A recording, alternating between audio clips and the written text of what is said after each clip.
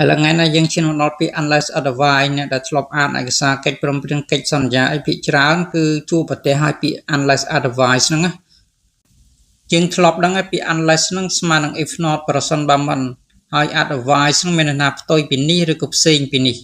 សូមបងប្អូនជួយចុច subscribe ដើម្បីទទួលបានមេរៀនល្អៗបន្ថែមទៀតឥឡូវយើងមកមើលឧទាហរណ៍ unless otherwise agree in writing the payment shall be made within 30 days of invoice date ចឹង clear ក្នុងកិច្ចសន្យាហ្នឹងគេចង់សម្ដៅគេចង់មានន័យថាម៉េចទៅ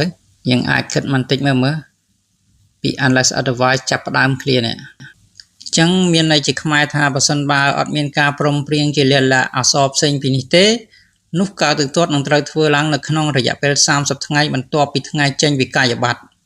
អញ្ចឹងគេចង់និយាយថាបើសិនជាគូភាគីក្នុងកិច្ចព្រមព្រៀងអត់បាននិយាយអីគ្នាព្រមព្រៀងគ្នាផ្សេងពីនឹងទេមានន័យថាការទូទាត់នឹងត្រូវធ្វើឡើងក្នុងរយៈពេល30ថ្ងៃបន្ទាប់ពីចេញវិក័យប័ត្រ of invoice date មានន័យថាបន្ទាប់ពីថ្ងៃចេញវិក័យប័ត្រ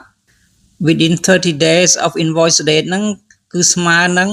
within 30 days after the invoice has been issued គេទៅសេអញ្ចឹងក៏បានប៉ុន្តែក្នុងឯកសារផ្លូវច្បាប់ឬឯកសារផ្លូវការគេទៅសេតែប៉ុណ្្នឹងទេគឺ within 30 days of invoice date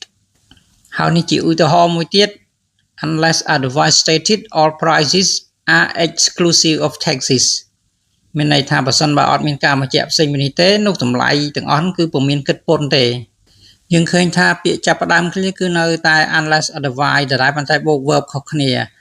ខាងនេះគឺ verb stated unless otherwise stated ហើយ structure ដែលយើងគួរកត់សម្គាល់គឺ exclusive of to be exclusive of something មានន័យថាយើងអត់គិតបញ្ចូលរបស់ហ្នឹងទេដូចជាចំណុចនេះអញ្ចឹងគឺ are exclusive of taxes មានន័យថាអត់គិតពន្ធទេអត់គិតបញ្ចូលតម្លៃពន្ធណា